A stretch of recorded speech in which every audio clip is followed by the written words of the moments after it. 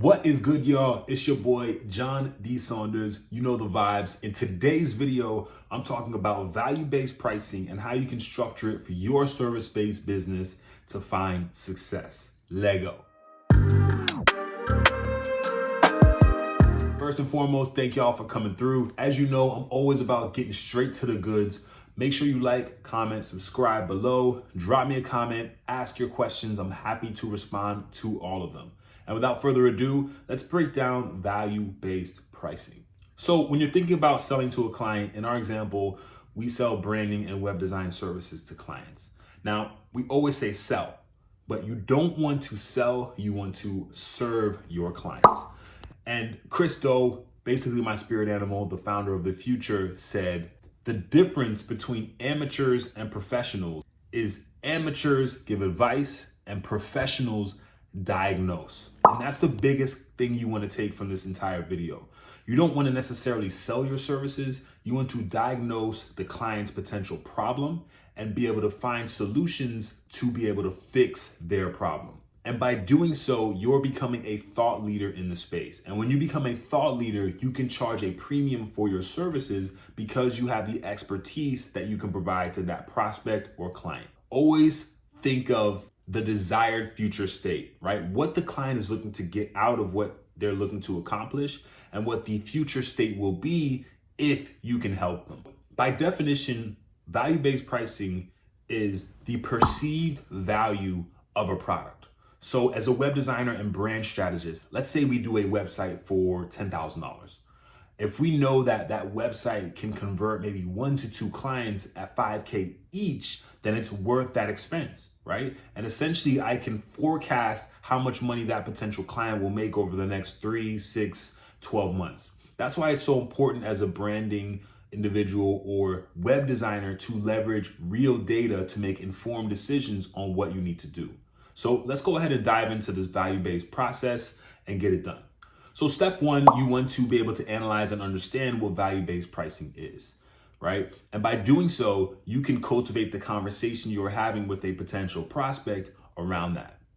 So what I like to do when I jump on a prospect call with a client is 3 things initially. 1, express enthusiasm. Be excited, be engaging, listen to their concerns. Make sure it's important to listen to what they're saying. 2, explain your agenda, and I'll break that down and provide you all with a link to our agenda that we use when we're talking to potential prospects. 3, be respectful of their time. You should be able to get this done in 15 to 20 minutes. As we all know, most founders have very busy schedules and they need to get work done. So let's build a scenario. Let's say we have a construction company that's reached out to our branding and web design agency and they're looking to collaborate with us. Now, they have a dated website, it's looking old, they want to update the branding and the website to make sure it's reflective of this year and make sure that they can convert users on the website. So what I do is I ask a series of important questions. 1, I talk about what services they provide. And during that call, I'm writing down those services or having a team member write down the services that they provide that give them the most bang for their buck. Try to make it tiered and look at their services from the point of, okay, what's your most profitable service at the top and what's your least profitable service at the bottom, because we can create content around that in regards to the website design. The next question you want to ask is what problems they're facing, right? What are the issues that they're having at their company? Are they having issues with clients? Are they having issues getting clients? Ask them and be thorough about that. Again, remember, we're not selling, we are diagnosing their problem. Then talk about deadline. Now, we like to have a 90-day window for a full project build out. So we like to preface that by saying, hey, we'd love to hear about your timeline. We usually allow 60 to 90 days for a project build out, but would like to hear if you have any upcoming events and if we need to expedite that. Talk about their goals, right? Again, we're setting them up for a future state. So think about, okay, what are your 2 to 5 year goals? What are you looking to accomplish? And help them get that done in your process. So a lot of these questions are not only opening up the opportunity for the client to understand what they're looking to create and accomplish with this new project, but it's also giving us an idea of the scope of the project so that we can create this value-based estimate accordingly. Also ask them about the website navigation. What would be in the navigation? What items are needed? What are the main pages you need on your website? Now, some clients might not know what they need, and it's your job to do a competitive analysis later once they sign on to be able to give them information. but ultimately you want to kind of get an idea of what they need. Also, talk about site functionality. What are some of the features that you need? Do you need to integrate a CRM, a contact form? Is there some type of third-party software that they need? Make sure you're transparent as possible. Also, will you provide copy and images? Is the client going to provide you with the images they need for the site? If not, you might need a subscription to Shutterstock or another platform. That will also affect the cost as well.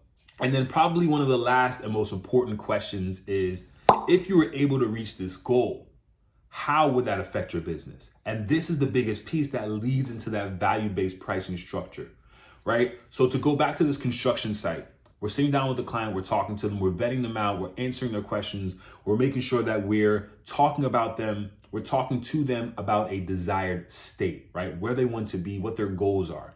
Now this is where we talk about pricing. One, always have a pricing minimum. For example, our agency, we don't do anything for less than 15K on a website build out. Yesterday's price is not today's price. So make sure you have your minimum set and make sure that the client understands that. Usually we have a contact form on site that explains that and breaks down our pricing structure. Two, you want to have the conversation with the client. Let's say you ask them a question like, okay, well, our average sites are around 15 to 20K. If you were to sign up a new client, what's the average size of a job? They might say an average job is 100K. Okay, well, you could say, well, for 1/10 of that, we can create your website, design your website, develop your site, get it live.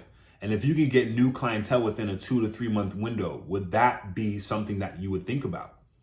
And usually the client's going to look at it from a perspective of, well, you're saying that if I sell a $100,000 deal, I'm only spending 1/10 of that to redesign my site.